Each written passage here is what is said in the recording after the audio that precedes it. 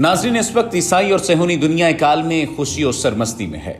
उनका ख्याल है कि अब वो वक्त करीब आन पहुंचा है जब पूरी दुनिया पर उनकी हुकूमत कायम हो जाएगी। ईसाइयों और यहूदियों की खुशी की वजह यह है कि वो एक ऐसी सुर्ख बिछिया को पाने में कामयाब हो गए हैं जिस पर सुर्ख रंग के अलावा एक बाल भी किसी दूसरे रंग का नहीं है। आखिर सुर्ख बिछिया का सेहूनियों और ईसाइयों की खुशी से क्या ताल्लुक है? सबसे पहले तो इस इबहम को दूर करते हैं। सेहूनियों का अकीदा है कि जब तक हैकल सुलेमानी की तामीर नहीं होती उस वक्त तक मसीहा इस दुनिया में तशरीफ नहीं लाएंगे। हैकल सुलेमानी की ये तीसरी तामीर होगी जो सेहूनियों के नज़दीक आखिरी है।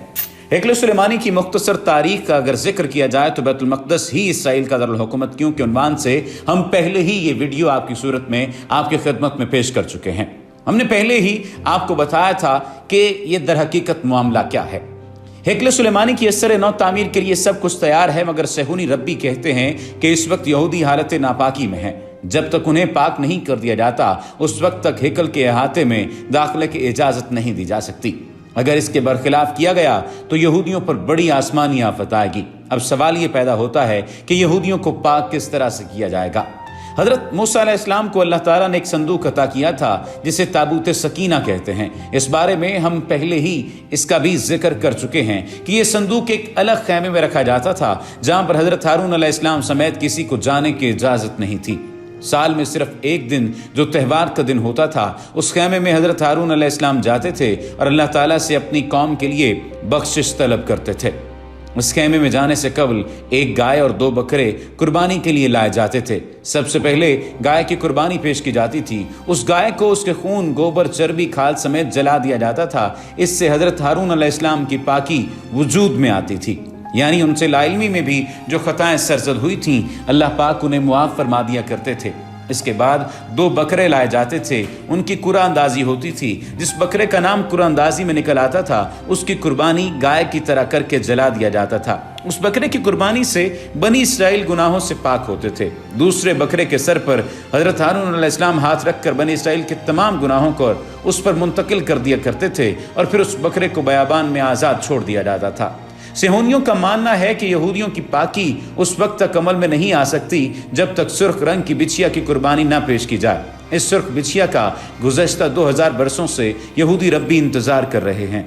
यह सुर्ख बिछिया उन तमाम शराइत पर पूरी उतरनी चाहिए जो यहूदी मजहबी कुतब में मौजूद हैं, यानी ये बेऐब हो और मुकम्मल तौर पर सुर्ख हो। इसका एक बाल या एक रुआं भी किसी दूसरे रंग का नहीं होना चाहिए, हत्ता कि इस पर कोई तिल भी नहीं होना चाहिए। चंद रब्बी 2 बालों तक की छूट देते हैं कि अगर सुर्ख रंग के अलावा पूरे जिस्म पर 2 बाल किसी और रंग के हों तो इसकी छूट है। इस सुर्ख बिछिया के बगैर सेहूनी गलबे की रेशा दवानियों को उसकी तकमील के लिए आगे नहीं बढ़ाया जा सकता। इसलिए इस बिछिया की तलाश पूरी दुनिया में जारी थी। कई दफ़ा ऐसी सुर्ख बिछिया को ढूंढ भी लिया गया, मगर मजहबी रहनुमाओं के मुताबिक ये तमाम शराइत पर पूरा नहीं उतरती थी। इसलिए फिर से नई तलाश शुरू कर दी गई। चूंकि सुर्ख बिछिया कहीं से दस्तयाब नहीं हो रही थी और सेहूनियों के सब्र का पैमाना लबरेज होता जा रहा था, इसलिए उन्होंने शॉर्टकट ढूंढा। तीसरे हैकल सुलेमानी की तामीर के लिए इसराइल में बाकायदा एक इदारा द टेम्पल इंस्टीट्यूट के नाम से काम कर रहा है जिसमें हर तरह के माहिरीन मौजूद हैं। उन्हें पता चला कि टेक्सास के एक फार्म में सुर्ख रंग की ऐसी गायें मौजूद हैं जो उनकी शराइत के करीब करीब हैं।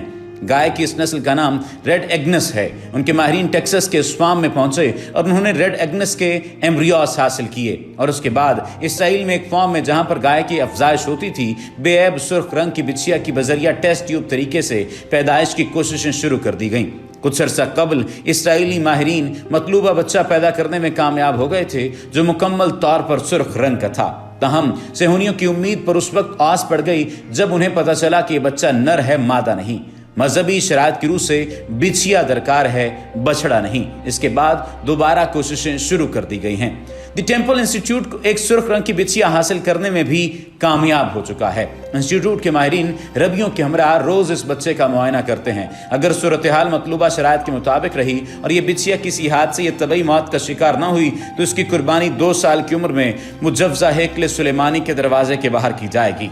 اس کے گوشت کے ٹکڑوں، کھال، خون، چربی و گوبر کو سب کو خوشبودار لکڑیوں میں جلایا جائے گا۔ اس کی راکھ کو مطلوبہ شرائط رکھنے والے پانی میں ملا کر منتخب کاہنوں پر چھڑکا جائے گا تاکہ وہ ہیکل سلیمانی کے تمام علاقوں میں جا سکیں اور ہیکل سلیمانی کی تعمیر شروع کی جا سکے۔ عیسائیوں کا عقیدہ ہے کہ حضرت عیسیٰ علیہ السلام آ کر عیسائیت کی تجدید کریں گے، جبکہ یہودیوں کا عقیدہ ہے کہ یہودیوں کی بالادستی قائم ہوگی، اس لیے دونوں ہی خوش ہیں۔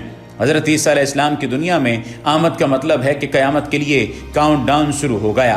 عیسائیوں کا عقیدہ ہے کہ حضرت عیسیٰ علیہ السلام نے صلیب پر چڑھ کر ان کے سارے گناہوں کا کفارہ ادا کر دیا ہے، اس لیے سارے عیسائی بلا حساب کتاب جنت میں داخل کر دیے جائیں گے، جبکہ کچھ ایسا ہی عقیدہ یہودیوں کا بھی ہے۔ اس لیے ان دونوں مذاہب کے ماننے والے انتہا پسندوں کی کوشش ہے کہ کسی طرح قیامت کی شرائط کو پورا کر دیا جائے تاکہ وہ جنت میں فوری طور پر داخل ہو سکیں۔ اس دنیا پر ایک عالمگیر شیطانی حکومت کے قیام کی سازشوں سے خود بھی ہوشیار رہیے اور اپنے آس پاس آنے والوں کو بھی خبردار رکھیے اور انہیں بتاتے رہیے کہ در حقیقت یہ معاملہ کیا ہے اور اس کی حقیقت کیا ہے۔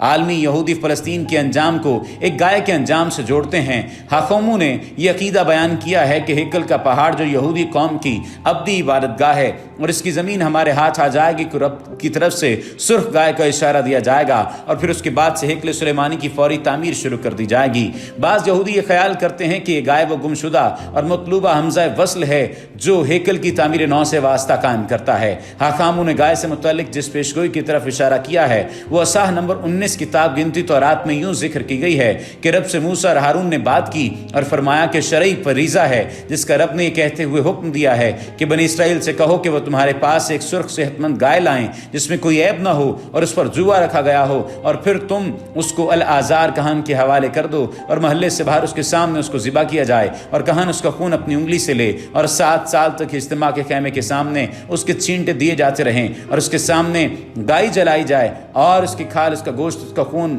ماں گوبر جلایا جائے۔ کہن زوف اور قمص کی لکڑی گائے کے جلانے کے دوران بیچ میں ڈالے گا، پھر کہن اپنے کپڑے دھوئے گا۔ قرآن مجید میں یہودیوں اور گائے کا تذکرہ ملتا ہے کہ ان کے نبی علیہ السلام نے گائے ذبح کرنے کا ان کو حکم دیا تھا، لیکن نافرمان اور خبیث فطرت قوم نے اپنے اولو العزم پیغمبر سے حیل و حجت کی انتہا کر دی اور گائے کی صفات بارے میں اشکالات پیش کرنا شروع کر دیں۔ قرآن مجید میں اس گائے کا جو ذکر ملتا ہے اسے یہودی تیسرے ہیکل سلیمانی کی تعمیر کے لیے ذبح کی جانے والی 10ویں گائے سے منسوب کرتے ہوئے اس کو ان تمام صفات کا حامل قرار دیتے ہیں۔ اس گائے کی دریافت کو رب کی طرف سے اشارے پر محمول کیا جاتا ہے۔ اس سے قبل پہلے ہیکل کی تعمیر کے موقع پر 1 گائے اور دوسرے ہیکل کی تعمیر پر 8 گائے ذبح کرنے کی بات کی جاتی ہے۔ یہاں یہ بات قابل ذکر ہے کہ تورات کے مطابق جب بھی خیمے میں کسی انسان کی موت ہو تو جو بھی خیمے میں تھا اور جو بھی داخل ہوگا نجس ہو جائے گا۔ ہر کھلا برتن جو کپڑے سے نہ ڈھکا ہو نجس ہوگا، اور جو شخص جو کسی مقتول میت انسان کی ہڈی یا قبر کو چھو لے وہ نجس ہو جاتا ہے،